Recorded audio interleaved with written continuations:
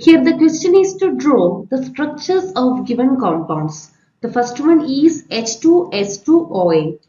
This compound is known as peroxydisulfuric acid, and this has a structure with two sulfur atoms connected by the peroxide linkage, that is oxygen-oxygen linkage.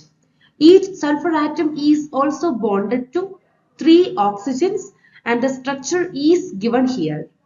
This structure has a central peroxide linkage between the two sulfur atoms with each sulfur atom bonded to two additional oxygen atoms. The second one is xenon hexafluoride, which has a distorted octahedral structure.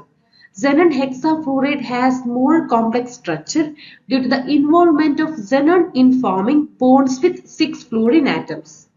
The exact geometry can be described as having a distorted octahedral or caped octahedral structure with some fluorine atoms in different position due to the lone pairs on xenon.